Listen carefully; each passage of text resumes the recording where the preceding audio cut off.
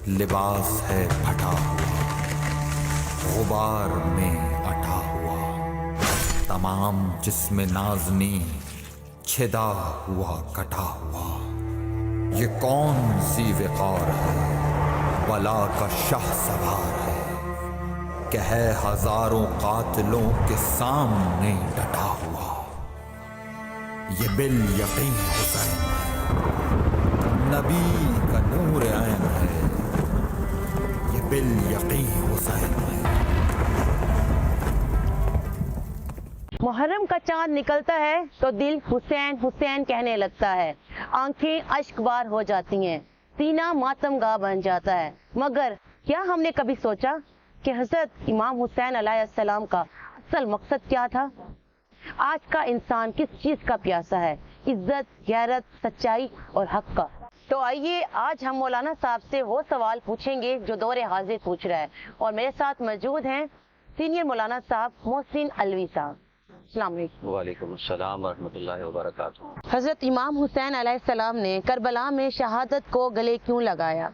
क्या सुलह का कोई रास्ता नहीं था? बिस्मिल्लाहि मिनश शैतानिर रजीम, बिस्मिल्लाहिर रहमानिर रहीम, अल्हम्दुलिल्लाहि रब्बिल आलमीन, वस्सलातु वस्सलामु अला नबिय्यिल उम्मिय्यिल क़रशिय्यिल मक्किय्यिल मदनी कौकब दुर्री साहिब ताज वल मेराज सय्यदना व मौलाना अबुल क़ासिम मुहम्मद, अल्लाहुम्मा सल्लि अला मुहम्मद व आलि मुहम्मद, वस्सलातु वस्सलामु अला आलिहि तय्यबीन अत्ताहिरीन अल-मासूमीन, अम्मा बाद।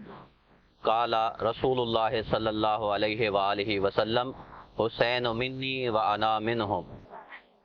रसूल अकरम सल्लल्लाहु अलैहि वसल्लम की हदीस मुबारक यहाँ मैंने तिलावत की है। हजूर फरमाते हैं कि हुसैन मुझसे है और मैं हुसैन से हूँ। तो आपने जो सवाल किया है उस सवाल की तरफ भी हम आएंगे। पहले इस हदीस को देख लेते हैं कि हजूर अकरम सल्लल्लाहु अलैहि वसल्लम ने ये क्यों फरमाया कि हुसैन मुझसे हैं और मैं हुसैन से हूँ। क्योंकि जो दीन इस्लाम है ये अल्लाह ताला का पसंदीदा दीन है। अल्लाह ने इस दीन को पसंद किया है। इन्ना दीना इंदल्लाहिल इस्लाम, अल्लाह ने कहा मेरे नज़दीक अगर कोई पसंदीदा दीन है तो वो सिर्फ इस्लाम है।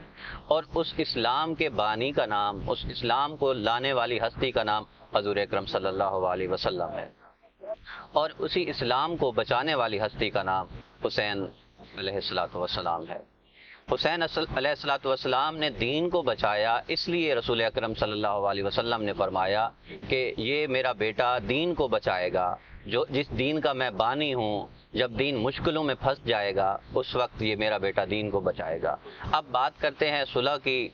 तो इमाम हुसैन अलैहिस्सलाम ने सुलह क्यों ना की?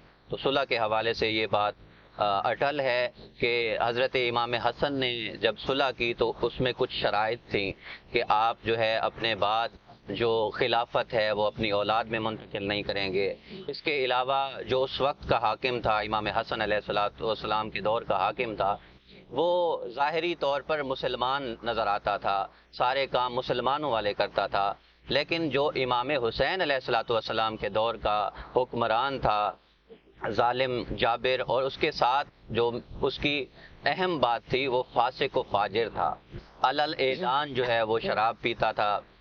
तो इसके अलावा वो बंदरों को अपने दरबार में नचाया करता था, दरबार में तमाशे लगवाता था। तो फासिक व फाजिर था। अब देखें कि किसी दीन का जब खलीफा इस तरह के काम करे तो वो फिर सब के लिए सुन्नत बन जाएगा, खलीफा की सुन्नत बन जाएगा। खलीफा शराब पीने लग जाए, खलीफा अलल ऐलान गुनाह करने लग जाए, तो खलीफा बंदरों को नचाने लग जाए, तो वो फिर दीन का नक्शा सारा तब्दील होने लगा था।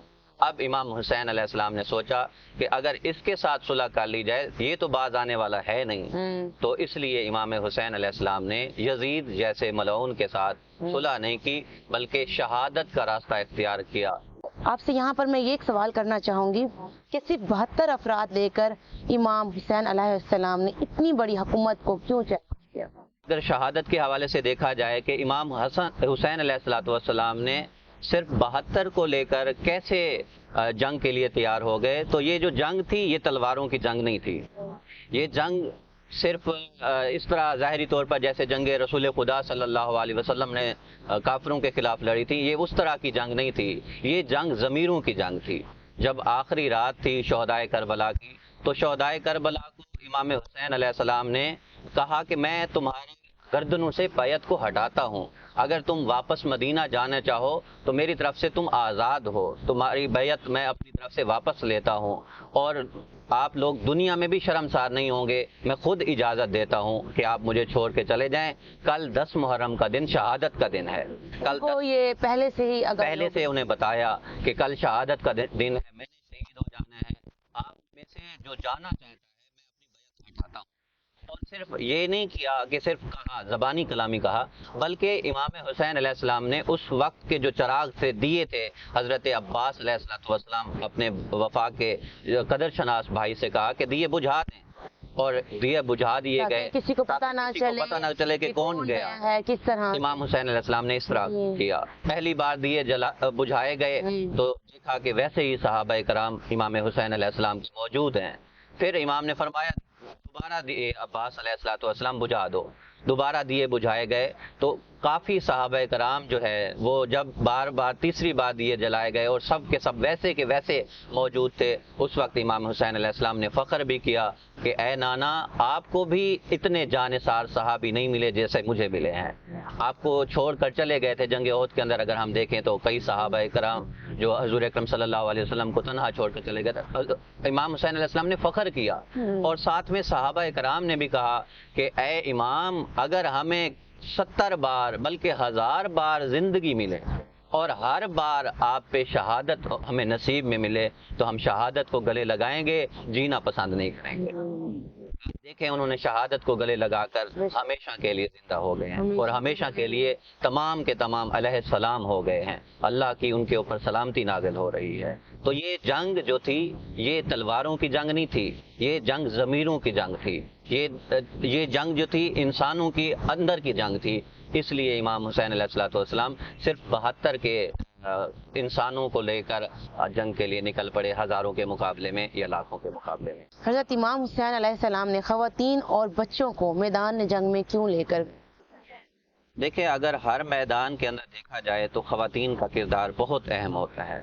رسول خدا صلی اللہ علیہ وسلم کے اوپر جب پہلی وحی نازل ہوئی تو آپ پریشان ہوئے، اور گھر جا کر جب حضرت خدیجہ سلام اللہ علیہ کو بتایا کہ میرے اوپر پہلی وحی نازل ہوئی، تو حضرت خدیجہ سلام اللہ علیہ نے مبارکباد دی ہے کہ آپ نبی ہیں، آپ کو پہلے سے بھی پتا تھا، آپ نبی، آپ کے اوپر اب وحی آنا شروع ہو گئی ہے۔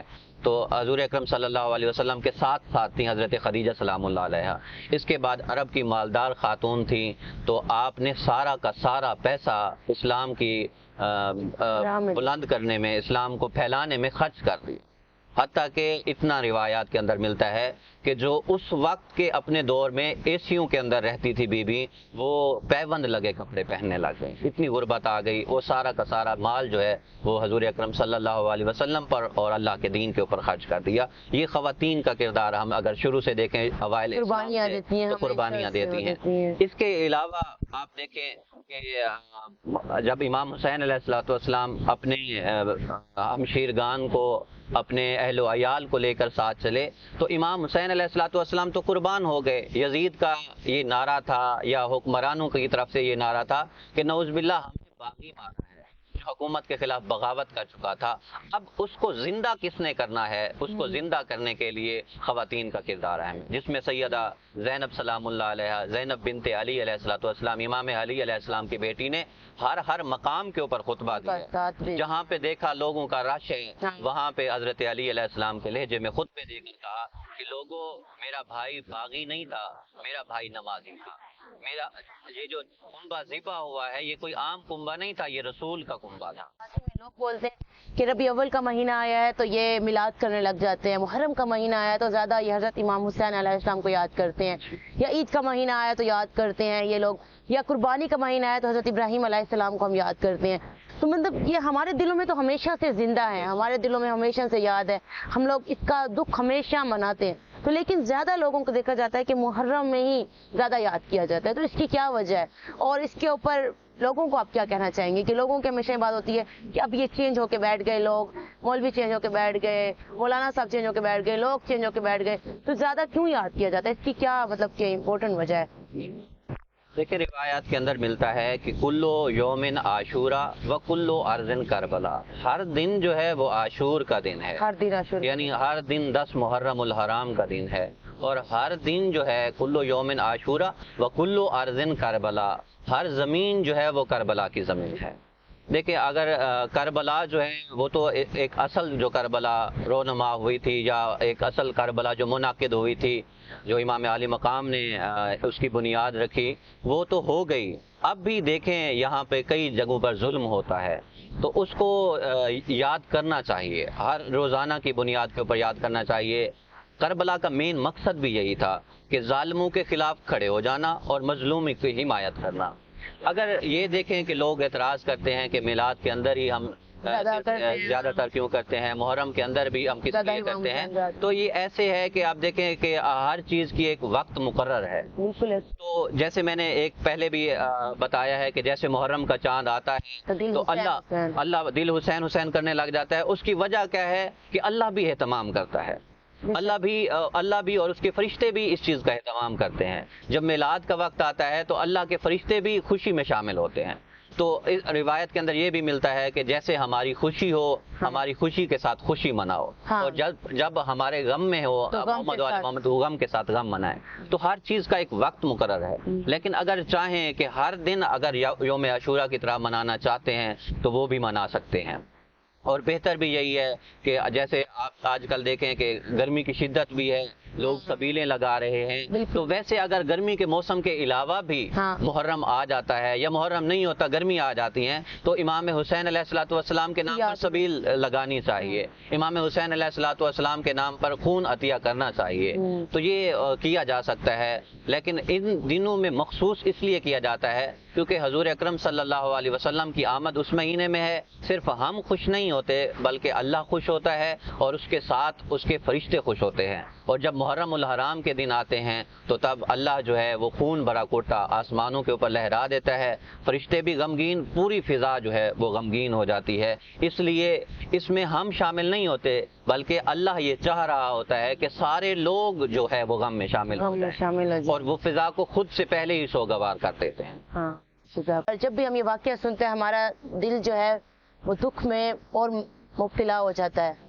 आंखें अश्कबार हो जाती हैं, क्योंकि वो ऐसा दुख है कि आज का कोई दुख जितना भी जुल्म हो जाए उस जुल्म के बराबर नहीं है। मैं आपसे यहाँ पर एक सवाल करना चाहूंगी कि करबला के पूरे वाकये पर रोशनी डालें, हजरत इमाम हुसैन अलैहिस्सलाम की दुख भरी शहादत पर रोशनी डालें। देखिए, इमाम हुसैन अलैहिस्सलाम ने 28 रजब उल मुरज्जब को मदीना छोड़ा और उसके बाद कूफा आए। कूफा में क़याम की, कुछ महीने कुछ अरसा वहाँ पे क़याम किया। हालात इस तरह के हुए, यहाँ से कट करेंगे, तो इमाम हुसैन अलैहिस्सलाम मदीना से मक्का की तरफ आए और कुछ अरसा वहाँ रहे, और हालात वहाँ भी आपके रहने के लिए जब मुनासिब नहीं रहे, और देखा कि कुछ जो है यजीद की तरफ से भेजे हुए इहराम के अंदर उन्होंने भेजे हुए थे, इहराम के अंदर उन्होंने तलवारें छुपाई हुई थी और खाना काबा के हरम को पामाल करना चाहते थे। इमाम हुसैन अलैहिस्सलाम को वहीं पे शहीद करना चाहते थे। तो इमाम हुसैन अलैहिस्सलाम ने मक्का को भी छोड़ दिया और खतूत आए हुए थे कूफा की तरफ से, तो इमाम हुसैन अलैहिस्सलाम कूफा की तरफ रवाना हुए। आप 2 मुहर्रम उल हराम को करबला की सरजमीन पर पहुँचे तो आपने वहाँ पे खैमे लगाए। खैमे लगाने के बाद फिर हज़रत अब्बास अलैहिस्सलाम से कहा कि दरिया के करीब ही खैमे लगाएं क्योंकि पानी मयस्सर रहे। जैसे यजीदी फौजें आना शुरू हुई तो उस वक्त यजीदियों ने हुक्म दिया कि यहाँ से खैमे दूर ले जाओ दरिया से। फौजें ज़्यादा थीं तो हज़रत अब्बास अलैहिस्सलाम को फिर हज़रत इमाम हुसैन अलैहिस्सलाम ने हुक्म दिया कि अपने खैमे जो है वो दूर ले जाओ। तो खैमे दरिया से दूर चले गए। 7 मुहर्रम उल हराम को आपका पानी बंद कर दिया गया। 3 दिन के प्यासे शहदाए करबला और हत्ता के मासूम शहजादा अली असगर वो भी 3 दिन के प्यासे थे। और सारी ज़िंदगी आपकी 6 महीने की आपकी ज़िंदगी है 6 مہینے کا عرصہ آپ کا سفر میں گزرا ساتھ، اور اتنا 3 دن کے بعد آپ کی ماں کا دودھ بھی خشک ہو گیا تھا، اتنے پیاسے تھے، بھوکے تھے۔ امام حسین علیہ السلام کی قربانی کو دیکھا جائے تو 71 شہداء کی لاشیں امام حسین علیہ السلام نے اکیلے اٹھائیں۔ سب سے پہلے اپنے بیٹے جوان حضرت علی اکبر سے کہا کہ بیٹا آپ جائیں، میں چاہتا ہوں کہ سب سے پہلے آپ دین اسلام کے اوپر قربان ہوں، تاکہ کسی کو کل کو تاریخ میں اگر لکھا جائے تو تاریخ میں کوئی یہ اعتراض نہ کر سکے کہ اپنے بیٹے گھر بیٹھے تھے اور امام حسین علیہ السلام نے جانثاران کو، صحابہ کرام کو یا دوسرے رشتہ داروں کو بھیجا اور وہ شہید ہوئے۔ سب سے پہلی جو قربانی دی حضرت امام حسین نے اپنے بیٹے جوان علی اکبر علیہ السلام کی قربانی دی، اور پھر ان کے جوان لاشے کو اکیلے جا کر وہاں سے اٹھایا۔ جب حر علیہ السلام آپ کے پاس آئے، ان کا بیٹا بھی ساتھ موجود تھا۔ جب بیٹا ان کا شہید ہو گیا، حر علیہ السلام جانے لگے بیٹے کی لاش کو اٹھانے کے لیے، امام حسین نے حضرت عباس سے کہا کہ حر کو منع کر دو کہ وہ جوان بیٹے کی لاش اٹھانے کے لیے نہ جائے۔ لیکن یہاں آپ سے ایک سوال میں یہ پوچھنا چاہوں گی کہ حضرت عباس علیہ السلام کو کب شہید کیا گیا؟ جی اس کی طرف چلتے ہیں تو حضرت علی اکبر جب شہید ہوئے تو پھر اکیلے گئے ہیں۔ تاریخ میں یہ ملتا ہے کہ جب امام حسین علیہ السلام جوان بیٹے کی لاش پر پہنچے ہیں تو آپ کی داڑھی کی جو بال تھے وہ سفید ہو گئے، اتنا غم تھا۔ اور حضرت علی اکبر علیہ السلام کے سینے میں برچھی لگی ہوئی تھی۔ اس کے بعد پھر جو ہے شہادتوں کا سلسلہ جاری رہا۔ حضرت عباس بار بار پوچھتے تھے کہ اے آقا مجھے اجازت دیں۔ آپ فرماتے تھے کہ آپ میری فوج کے جرنیل ہیں۔ حضرت غازی عباس سے یہی کہتے تھے آپ میری فوج کے جرنیل ہیں، تو جب جرنیل ہی شہید ہو جائے تو فوج باقی نہیں رہتی۔ تو بار بار جب دیکھا کہ سارے شہید چاہتے تھے کہ میں پہلے جاؤں، وہ یہی چاہتے تھے، جب دیکھا کہ سب کے سب شہید ہو گئے، پھر حضرت عباس نے اجازت طلب کی۔ پھر آپ نے وہی الفاظ کہے کہ آپ میری فوج کے جرنیل ہیں، آپ میرے فوج کے سردار ہیں۔ تو امام حضرت عباس علیہ السلام نے کہا کہ اے آقا ہماری فوج کہاں ہے؟ ہماری فوج تو ساری شہید ہو چکی ہے۔ اس وقت آپ کو جنگ کی اجازت ملی اور صرف اتنا کہا کہ جا کر پیاسوں کے لیے پانی لے کر آئیں، اور حضرت عباس علیہ السلام میدان میں گئے۔ ایسی شجاعت تھی کہ آپ کا روب اتنا تھا کہ سارے جو یزیدی تھے وہ دریا کو چھوڑتے گئے۔ حضرت عباس جی آپ کے روب و جلال کی وجہ سے حضرت عباس نے جنگ صفین کے اندر جو جنگ کی تھی اس سے بھی شامی خوف زدہ تھے کہ یہ وہی عباس آ رہا ہے۔ اس وقت اس کا بچپنا تھا، اب یہ جوانی میں عباس آ رہا ہے، تو سب زیادہ روب ہوگا۔ ہاں جی سب نے وہ دریا خالی کر دیا۔ حضرت عباس نے اپنا گھوڑا دریا کے اندر ڈالا اور مشک بھری اور گھوڑے سے کہا کہ پانی پی لو۔ اس نے اب دیکھیں یہاں بے زبان ہے، بے زبان نے بھی وفا کی۔ انسانوں نے جب امام حسین علیہ السلام کا، حضرت عباس علیہ السلام کا ساتھ چھوڑ دیا، وہاں جانوروں نے ساتھ دیا، بے زبانوں نے ساتھ دیا، اور بے زبان اپنی بولی میں بولتا ہے کہ اے عباس کیا آپ نے پانی پیا ہے؟ میں کیسے پانی پیوں جبکہ شہزادہ علی اصغر پیاسے ہیں؟ میں کیسے پانی پیوں جبکہ خیمے میں معصوم سکینہ سلام اللہ علیہا پیاسی ہیں؟ تو یہ انہوں نے جواب دیا، گھوڑے نے جواب دیا۔ پھر آپ ان کی عمر کتنی تھی؟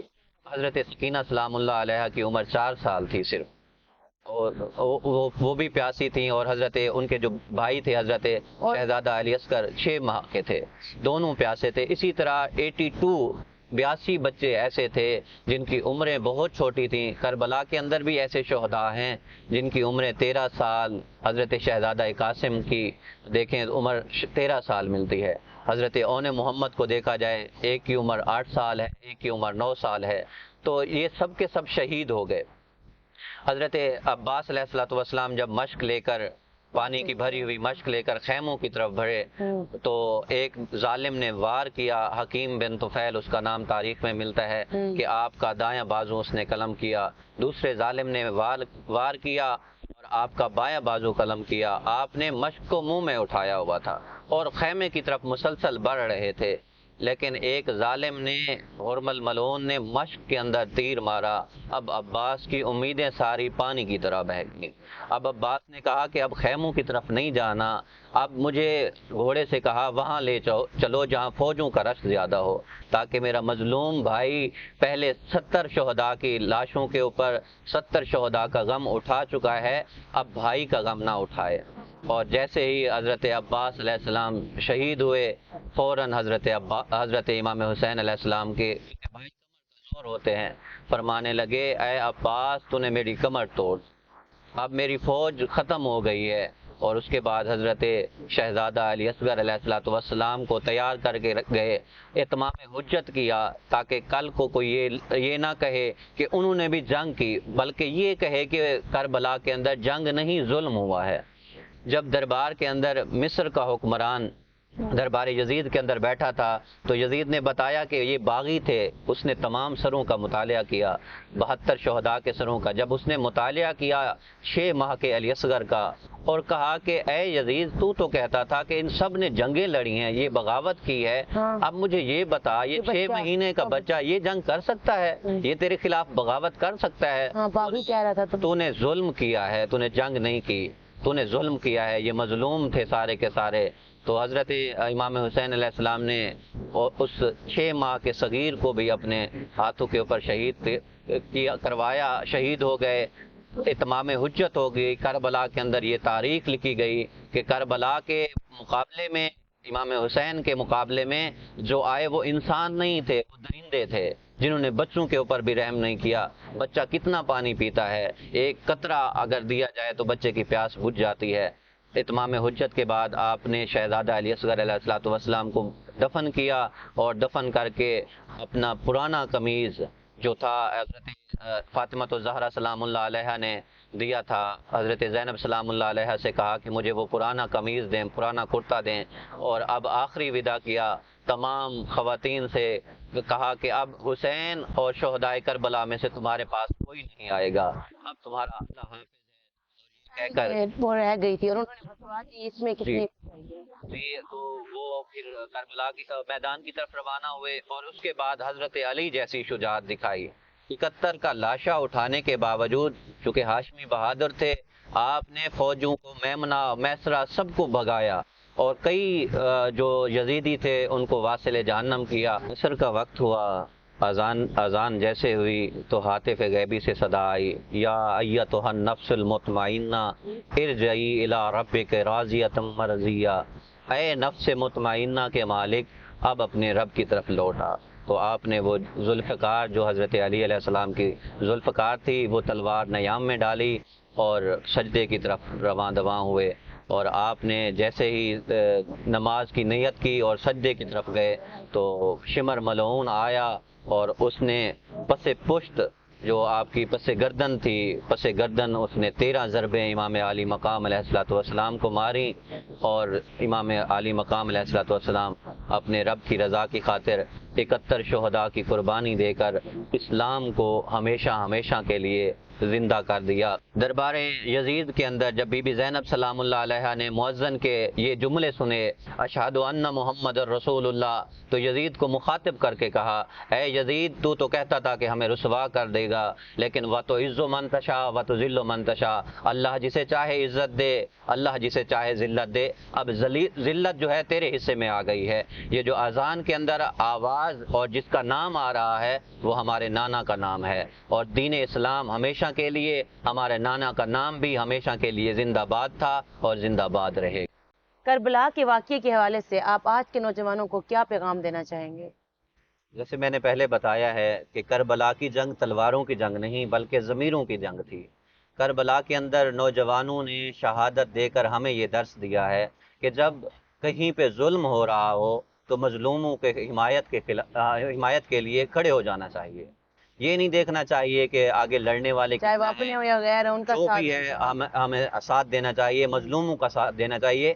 اس میں مذہب کی بھی قید نہیں ہے، اپنے تو اپنے کی بات، اور اس میں مذہب کی، ملک کی، ملت کی، فرقے کی، کسی چیز کی قید نہیں ہے۔ جہاں پر دیکھیں ظلم ہو رہا ہے اس کے خلاف نوجوان آواز اٹھائیں، اس کے خلاف نوجوان کھڑے ہو جائیں، مظلوم کا ساتھ دیں۔ حضرت علی اکبر شہزادہ نے ہمیں غیرت سکھائی ہے کہ اگر دین کے لیے قربان ہونا چاہے تو شبیہ رسول جیسی ہستی دین کے لیے قربان ہو سکتی ہے اور ظالم کے خلاف ڈٹ کر وہ مقابلہ کر سکتی ہے۔ شہزادہ قاسم کو دیکھیں سلام اللہ علیہ کو 13 سال کا سن ہے، تو آپ نے بھی جام شہادت نوش کر کے یہ بتایا کہ اگر ظالم کے خلاف کھڑے ہونے کے لیے کھڑا ہونا پڑ جائے تو عمر کو نہیں دیکھنا بلکہ جذبہ ایمانی کو دیکھنا ہے، اپنی ایج کو نہیں دیکھنا۔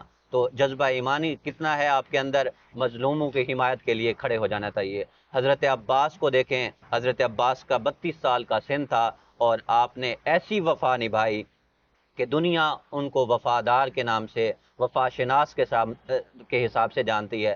آج بھی اگر کہیں بھائی کے حوالے سے وفا کی بات کی جائے تو حضرت عباس کا نام لیا جاتا ہے، اور کربلا کے اندر دیکھیں بالکل مثال دی جاتی ہے۔ کربلا کے اندر دیکھیں تو جیسے حضرت امام عالی مقام امام حسین علیہ الصلوۃ والسلام کا روضہ بلند ہے، اسی طریقے سے حضرت عباس علیہ الصلوۃ والسلام کا روضہ بھی بلند ہے۔ دونوں روزے کربلا کے اندر حضرت عباس کی وفا ہی اتنی تھی، قربانی اتنی تھی کہ دونوں کا نام آج تک زندہ ہے اور زندہ باد رہے گا انشاءاللہ۔ جی ناظرین، آپ دیکھ رہے تھے میرے ساتھ موجود تھے مولانا صاحب محسن علوی صاحب، ان کا بہت شکریہ، انہوں نے ہمیں ٹائم دیا، اور آپ دیکھ رہے تھے وائس آف ساؤتھ۔ اور یہاں پر میں آپ کو ایک بات بتاتی چلوں کہ حضرت امام حسین علیہ السلام کی شہادت نے اسلام کا بول بالا کیا اور تا قیامت اسلام کو بلند کر دیا، تا قیامت اسلام زندہ رہے گا۔ تو میرے دیکھنے والوں سے بھی یہ گزارش ہے کہ اپنے اندر صبر اور حوصلہ پیدا کریں، اور جہاں پر آپ کو ظلم نظر آ رہا ہو اس کے لیے آواز اٹھائیں۔